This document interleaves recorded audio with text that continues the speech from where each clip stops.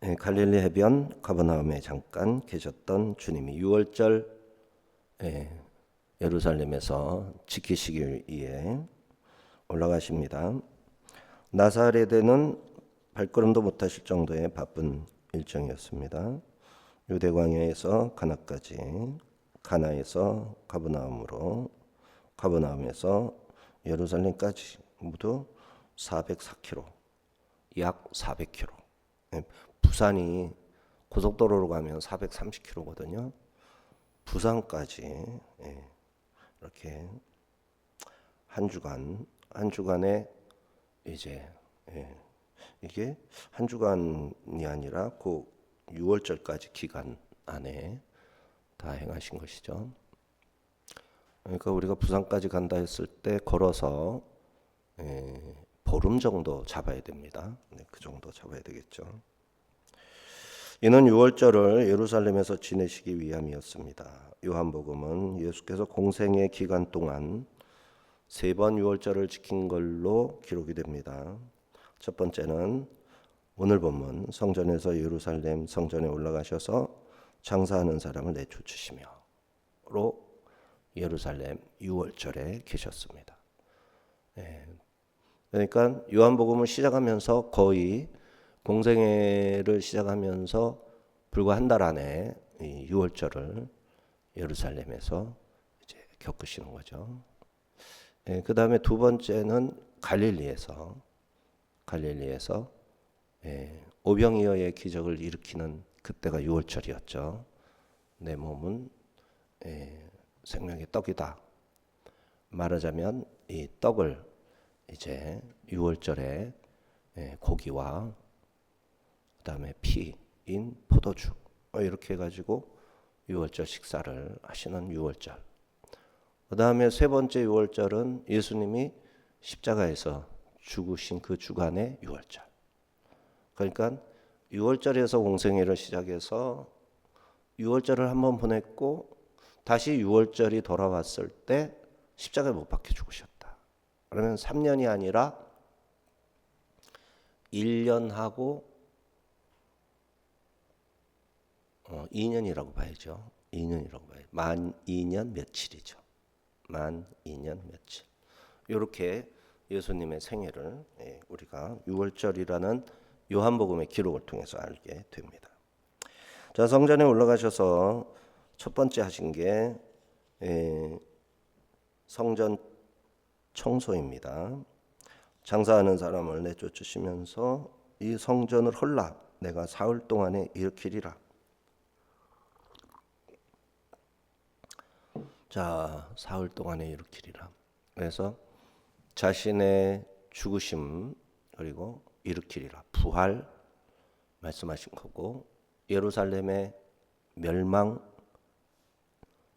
암시하신 거고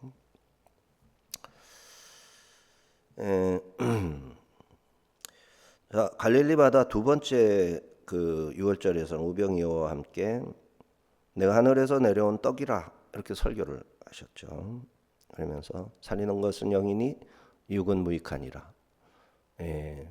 영이신 그리스도께서 영으로서 우리를 살리신다. 영을 살린다.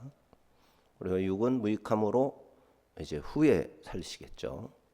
그리고 예수님은 떠나실 것을 또 암시를 하시죠. 그래서 예수님의 죽으심을 늘 6월절에 어린 양으로 죽으실 것을 희생양이죠. 말씀을 하십니다. 그러니까 6월절 양의 피와 살이 이스라엘을 구원했듯 예수께서 인류를 살릴 참된 양식이다 선포하신 겁니다. 이때는 갈릴리에서 있으셨고 세 번째 6월절은 이제 말씀드린 대로고 자 13절에서 17절입니다. 유대인의 6월절이 가까운지라 예수께서 예루살렘으로 올라가셨더니 성전 안에서 소와 양과 비둘기 파는 사람들과 돈 바꾸는 사람들이 앉아 있는 것을 보시고 노끈으로 채찍을 만드사 양이나 소를 다 성전에서 내쫓으시고 돈 바꾸는 사람들의 돈을 쏟으시며 상을 엎으시고 비둘기 파는 사람들에게 이르시되 이것을 여기서 가져가라. 내 아버지 집으로 장사하는 집을 만들지 말라 하시니 제자들이 성경 말씀에 주의 전을 사모하는 열심이 나를 삼키리라 한 것을 기억하더라. 유대인의 유월절은 이스라엘 백성들이 니산월 14일에 애굽의 포로 생활로부터 구원받은 것을 기억하는 절기죠. 죽음의 천사가 애굽의 내 가장들은 다 죽이고 어린 희생양의 피를 바른 집 안에 있는, 다시 말해서 유대인들의 가정에 있는 장자는 죽이지 않고 넘어갔다. 유월했다. 죽이지 않고 유월했다. 그죠? 죽이지 않고 죽을 대상에서 유월했다. 넘어갔다. 라는 뜻으로 유월절 하는 거죠. 요시야 임금 때 종교개혁을 대대적으로 하죠. 그 뒤로부터는 유월절 양을 제물로 간주해서 성전에서만 잡았습니다. 전에는 유월절을 개인이 잡을 수가 있었어요. 그 고기는 예루살렘 성벽 안에서만 먹을 수 있었습니다. 피는 번제단 아래 모조리 쏟았고 유월절 기간 내 예루살렘의 주택 소유자들은 순례자들에게 유월절 식사를 할 공간을 마련해 주어야만 했습니다. 자, 유월절과 아울러 무교절이 시작되었는데 무교절은 유월절과는 달리 7일 동안 온 나라에서 지켰습니다. 바로 전날 아침에 집안에서 누룩을 모조리 치우고 이날 이른 오후에 성전에서 유월절 양을 잡기 시작해서 저녁에 그 양을 먹었습니다. 100만 마리를 잡았다는 기록까지 있어요. 그러면 하루에 100만 마리 어떻게 잡았을지 하여튼 그 규모와 상상을 초월하는. 그래서 예루살렘 전체가 거룩한 곳으로 아마 지정이 되었을 것이고 거기에서 아마 잡아서 고기와 피는 성전으로 옮기는 어떤 행렬이 있지 않았을까. 100만 마리가 하루에 다 잡을 수는 없는 거니까요. 그리고 속유월절도 있듯이 그 유월절에 양 잡아서 먹는 그 행사만큼은 줄을 서서 이제 막 이렇게 뒤로 미룰 수 있는 뭐도 있지 않았을까 이렇게 보기도 하고 해석은 쉽지 않습니다. 그런데 당시 성전은 여전히 공사 중이었습니다. 헤롯 대왕이 유대인의 환심을 얻으려고 BC 20년에 시작을 했어요. 그리고 성전 멸망 7년 전에 완공을 합니다. 그러니까 63년에 완공해요. 여기다가 20년 기원전 숫자를 보태면 83년, 84년을 건축을 하는 거거든요. 근데 이때 27년은 예수님의 30세 때는 46년 되었을 때입니다. 그러니까 기본적으로 이제 성전뜰에서 예배드릴 수 있고 번제단과 이런 모든 것을 설치하고 그다음에 지성소는 없지만 법궤는 없지만 그래도 지성소와 성소가 있는 자 이러한 모습은 다 갖춰서 향단 분향 제사와 이런 거는 다 정상적으로 그다음에 무교병 떡제사 이런 거는 다 했죠. 그러나 이제 여러 제사장들의 숙소의 미비됨, 부속 건물의 미비됨 이런 거는 그다음에 성전을 이렇게 둘러싼 성전 벽과 계단들 이런 거 일부만 오르락내리락 할 수 있었던 것을 전체가 오르락내리락 할 수 있도록 확장하고 제대로 모양 갖추는 것은 63년까지 계속 공사를 한 겁니다. 그리고 7년 만에 멸망했다. 예수님의 말씀대로 이 성전을 헐어지는 거죠. 3일 만에 일으키리라. 교회를 이제 주후 이제 오순절이죠. 오순절이니까 예수님의 30세 때 그렇게 되는 거지만은 33세 때 그렇게 되는 거지만 어쨌든 예수님이 부활을 하고 오순절에 성령 강림을 이제 하심으로 교회에 성령이 임하심으로써 교회가 제대로 되기 시작한 거죠. 그러면 63년도쯤에는 이제 예수님이 십자가에 못 박혀 죽으셨듯이 63년경에는 이제 많은 제자들이 순교를 한 해이기도 합니다. 성전은 예수께서 승천하신 뒤 이렇게 공사가 다 끝나서 민족 공동체의 정체성, 유월절 이런 것을 성전을 통해서 또 유월절을 통해서 강조를 하게 됩니다.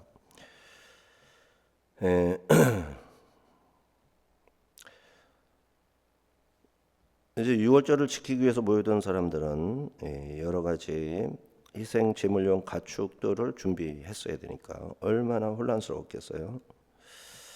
먼 곳에서 온 사람들은 돈을 가져와서 희생 제물을 사서 바치고 이러한 것이 유월절에 예수님 당시에도 있어서 이 희생 제물의 거래가 대제사장이 주관하는 가운데 있었고 그리고 대제사장은 이를 통해 막대한 수입을 올렸고 이러한 매매를 감람산 계곡에서 했었는데 성전으로 옮겨와서 아주 본격적으로 유월절 때가 되면 유월절 특수인 거죠.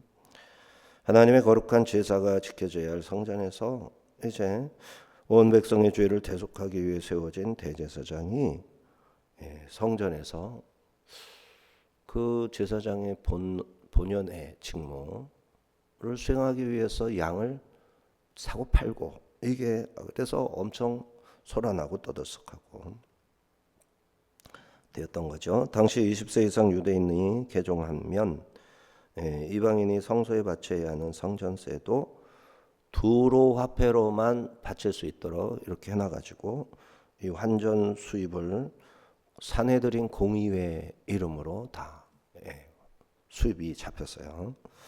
거룩한 성전의 본질이 상실된 이 성전 안에는 하나님을 향한 찬양이 아니라 판매용 제물과 돈소리가 가득했던 거죠. 이 모든 장면을 목격하신 예수님이 분노를 표출하기 시작하셨습니다. 이날 예수님은 노끈을 찾아 채찍을 만드셔서 양과 소를 성전 밖으로 내쫓아내시고 환전대를 엎으셨습니다. 장사하는 사람들에게 비둘기를 가지고 내 집으로 돌아가고 만민이 기도해야 할 내 아버지의 집을 장사하는 집으로 만들지 말라 책망하셨습니다.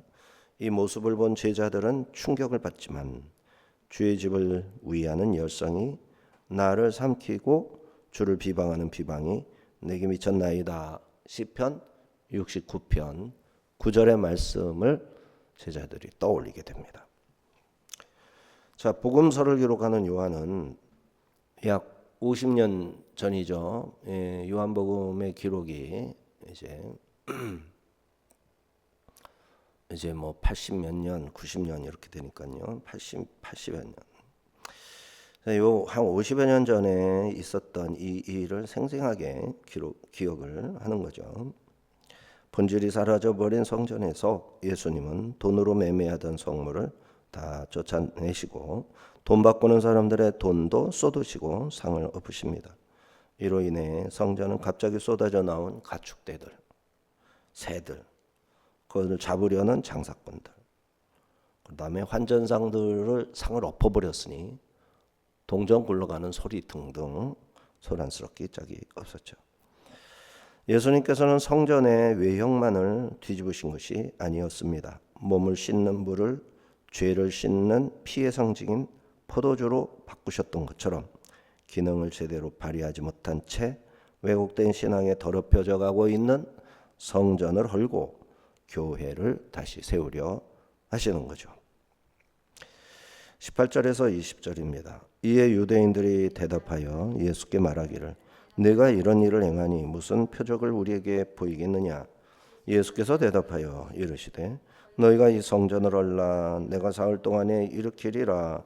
유대인들이 이르되 이 성전은 46년 동안의 지었거늘 네가 3일 동안에 일으키겠느냐 하더라.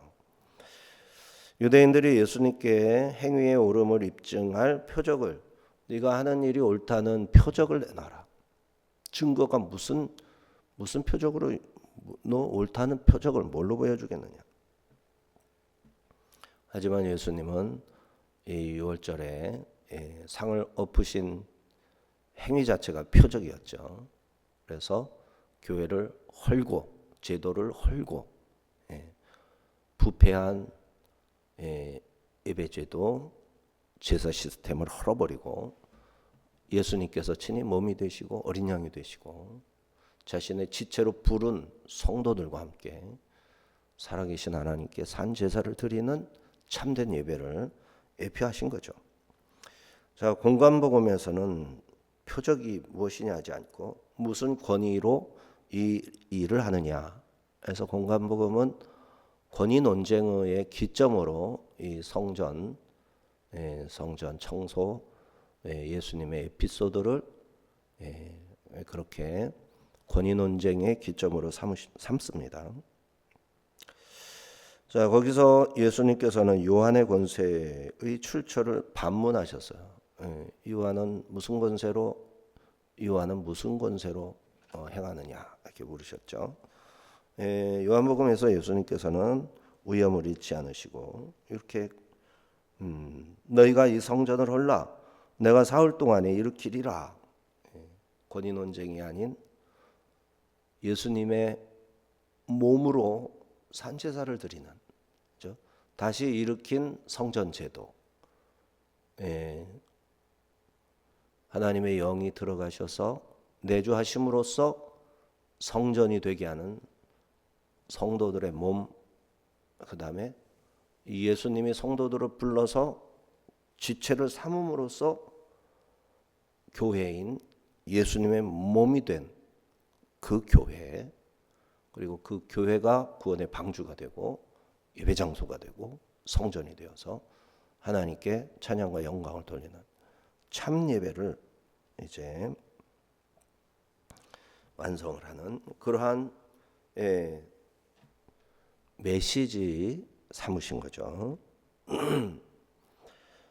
죽으심과 부활을 증거하는 기회로 삼으신 겁니다.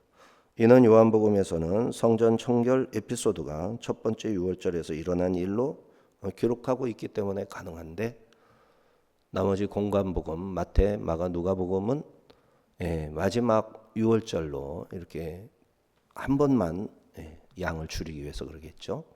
그리고 요한처럼 풍부한 경험담이 약하니까 그랬겠죠. 그래서 이제 그 유월절이 권위 논쟁으로 이제 초점을 맞춰가지고 예수님이 평소에 몇 차례나 하셨을 그 권위에 대한 말씀을 거기에다 배치를 한 거죠. 이런 특징을 보이고 있습니다. 자, 이렇게 요한은 예수님이 사역을 시작하자마자 유대교의 중심부인 성전의 타락을 지적하시고 성전 체제를 교체할 것이다 선포하심을 기록하고 있습니다. 요한은 돌로 지은 성전, 건물 성전은 이제 끝나고 예수님의 몸이 하나님을 만나는 유일한 통로인 참 성전이 될 것, 주님의 부활을 처음부터 밝히고 계시는 겁니다. 이처럼 공관복음은 성전이 본래의 목적인 기도의 집으로서의 기능을 상실하고 착취와 탐욕의 장소가 되어 심판의 필연성을 강조하고 있고 요한복음은 기독론적 의미를 밝히는데 주력합니다. 예수님의 그리스도로서의 사역의 핵심을 전하는 예수님의 사역의 핵심을 전하는 말하자면 기회로 삼으신 거죠. 자, 사도 요한은 주님의 사역 시작부터 성전의 주인 되신다 예수님을 그렇게 선포해서 독자들에게 예수님의 정체성을 확실히 밝히고 있습니다. 그러나 유대인들은 예수님의 말씀을 헤롯 성전에 대한 말로만 알아듣습니다. 당시 헤롯 성전은 18,000명이 동원돼서 46년 동안 공사를 진행했고 완공하지 못했는데 어떻게 사흘 만에 완공하겠느냐. 46년을 지어도 안 되는 걸 사흘 만에 어떻게 다시 세우느냐. 보이는 성전 건물에만 집중을 하는 거죠. 그들의 관심은 오직 거기에 있으므로 예수님의 말씀을 이해할 수가 없었던 겁니다. 21절에서 22절. 그러나 예수는 성전된 자기 육체를 가리켜 말씀하신 것이라. 죽은 자 가운데서 살아나신 후에야 제자들이 이 말씀하신 것을 기억하고 성경과 예수께서 하신 말씀을 믿었더라. 이렇게 성전의 건축이 아니라 참된 예배를 말씀하셨던 겁니다. 진전성 없는 예배를 폐하고 참된 예배를 회복하겠다. 강도의 소굴이 되어버린 성전을 만민의 기도하는 집으로 회복시키기 위해 내 몸을 희생 제물로 내주고 성도들과 함께 새로운 온전한 성전을 일으켜 교회를 세운다. 이러한 메시지가 되는 거죠. 예수님은 부활하셔서 성령의 능력 안에서 새로운 성전, 종말론적으로 하나님을 만나는 장소인 교회를 일으키셨습니다. 제자들은 주님의 부활 후에 이 말씀들을 기억합니다. 그리고 오순절 성령 강림을 통해 교회에 성령이 임하심을 제자들이 다 목격하죠. 성도의 부활, 곧 영의 몸으로 부활한다. 이것을 소망하게 되는 거죠. 자, 영의 몸에 대한 말씀 고린도전서 15장 42, 44절. 죽은 자의 부활도 그와 같으니 썩을 것으로 심고 썩지 아니할 것으로 다시 살아나며 욕된 것으로 심고 영광스러운 것으로 다시 살아나며 약한 것으로 심고 강한 것으로 다시 살아나며 육의 몸으로 심고 신령한 몸으로 다시 살아나나니 육의 몸이 있은즉 또 영의 몸도 있느니라. 네, 다시 살아난 몸은 육의 몸도 있었는데 다시 살아난 신령한 몸은 영의 몸으로 있게 되는 거예요. 그러니까 이 성경 말씀이 어떻게 에스겔서 37장에 이런 일이라든지 예수님이 친히 하신 부활에 대한 증거라든지 이런 것들을 우리가 성경 전체를 통해서 계속해서 반복적으로 읽게 되어 있죠. 자, 영의 몸, 소마 푸뉴마티콘, 푸뉴마에 의해 완전히 지배되고 보존되는 새로운 차원의 실제적인 몸입니다. 실제하는 예수님이 도마에게 만져봐라 했던 그 몸처럼 그 몸을 보여주신 거예요. 예수님 일부러. 그래서 성도가 마지막 때 부활해서 입게 될 옷으로서의 그 영의 몸은 예수님이 나타나셨을 때 그 몸과 같아서 하늘로 승천할 수도 있고 벽을 뚫고 지나갈 수도 있고 순식간에 갈릴리로 가실 수도 있고 갈릴리 호수를 걸으실 수도 있고 그러면 유령이냐? 그게 아니라 제자들에게 고기도 구워줄 수 있고 구운 고기를 같이 먹을 수도 있는 하나님이 마치 아브라함에게 나타나셔서 영인 천사가 사람 몸을 입으니 사람의 모습으로 나타나니 송아지를 다 드시고 물을 마시고 발도 씻으시고 다 하셨죠. 이게 영의 몸입니다. 영의 몸. 우리가 그 영의 몸을 입는다 그러는 거죠. 새로운 차원의 실제적인 몸입니다. 씨앗이 심겨서 형체가 다른 식물이 되듯이 형체가 완전히 바뀌어버리죠. 씨가 아니라 전혀 다른 이제 이 꽃 속에 있었던 수술, 암술 거기에 이제 수술의 어떤 그 수정이 되어서 그것이 씨앗이 퍼져나가 가지고 그 씨앗 하나잖아요. 꽃도 아니고 씨앗 하나 그 있는지도 모르는 그 씨앗이 땅 속에 어떻게 박혀서 거기에서 나무가 되고 혹은 식물이 돼서 꽃을 피우고 완전히 다른 차원의 모습이지만 그 씨와 그 다음에 꽃, 그 씨를 맺었던 먼저 앞세대의 꽃 서로 연결된 거죠. 무관한 것이 아니라 연결되었으나 그 씨와 꽃은 모양상으로는 관계가 없는 것처럼 우리 현재의 몸도 나중에 몸의 모습과 같은 어떤 연관성은 있는데 똑같은 것은 결코 아니다. 전혀 다른 형태, 영광의 몸, 빛이 나고 놀라운 그러한 물리적 제약을 받지 않는 신비로운, 그러면서도 기쁨을 나눌 수 있는 씻음과 함께 식사하는 이런 모든 것은 가능한 놀라운 몸이 되는 겁니다. 마지막 나팔 소리가 날 때 순식간에 홀연히 다 변화하며 썩을 것인 그 몸들이 썩지 아니할 몸을 입어 이제 영이 그 몸을 입고 영생으로 옮겨지게 되는 겁니다. 그리스도의 영광의 부활과 승천 후 성령 강림을 통해 성도들도 자신의 몸인 교회를 이루듯이 예수님의 몸이 교회로 바뀌어서 교회의 지체로 우리가 들러붙어져 예수님의 몸을 이루는 방주가 되고 교회가 되고, 그래서 구원이 완성이 되도록 하는 이 신비롭고도 놀라운 것이 장난이 아니고 그저 누군가가 꾸며낸 얘기가 아니라 실제로 일어난 일이기 때문에 이 어마어마한 은혜를 우리가 목숨을 다해서 전파하고 교회를 섬기고 소망을 또 하는 것입니다. 이렇게 부활을 통해 영의 몸, 영광스러운 몸인 새 옷을 입게 하실 겁니다. 부활의 몸은 허상이 아닌 물리적 실제이고 도마를 비롯한 제자들은 주님의 신비한 몸을 만져보고 믿지 않을 수가 없는 거죠. 이거는 이게 너는 본 거로 믿느냐죠. 보고서 안 믿을 수가 없는 거죠. 믿게 되는 겁니다. 6월절에 성전에 오르신 예수님은 절기 기간 동안 예루살렘에 계셨습니다. 23, 25절은 앞선 성전 정결 사건과 니고데모와의 만남을 잇는 가교 역할을 하는 본문입니다. 여기서 예수님께서는 인간의 표면을 꿰뚫어 보시는 전지적 신성으로 표적을 보고 믿는 신앙의 한계를 날카롭게 지적을 합니다.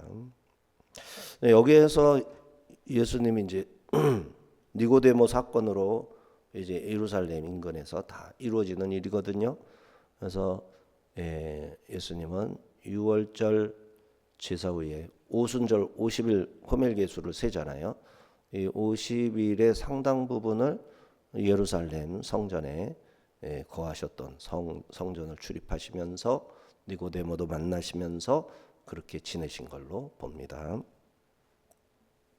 23절 25절입니다. 6월절에 예수께서 예루살렘에 계시니 많은 사람이 그의 행하시는 표적을 보고 그의 이름을 믿었으나 예수는 그의 몸을 그들에게 의탁하지 아니하셨으니 이는 친히 모든 사람을 아시며 또 사람에 대하여 누구의 증언도 받으실 필요가 없었으니 이는 그가 친히 사람의 속에 있는 것을 아셨음이니라. 이렇게 예루살렘에 계시면서 표적을 행하셨습니다. 많은 사람들이 예수님을 믿었고, 하지만 예수님은 예수님을 의지해서 나오는 자들을 의탁하지 않았다. 신뢰관계에서 자신을 완전히 맡기는 신뢰는 아니하셨다. 그들이 자신에게 돌을 던질 것을 아시는 거죠.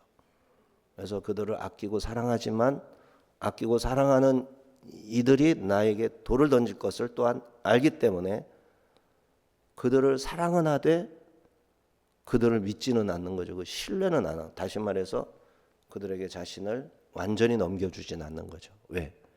6월절 어린 양으로서만 넘겨주어 자신이 죽어야 하시기 때문에. 이런 묘한 관계가 이제 3년 동안 지속이 되게 되는 거죠. 이스라엘 백성들이 뭐라고 하든 이는 이미 그들을 다 아시고 있고 하나님의 증언이면 충분하시기 때문에 이들의 증언이 필요하지도 아니하셨던 거죠. 그러므로 우리는 냉정히 자신의 모습을 돌아보아야 합니다. 오늘날 헤롯 성전을 방불케 하는 아름다운 성전들은 더 이상 카톨릭 성당만이 아닙니다.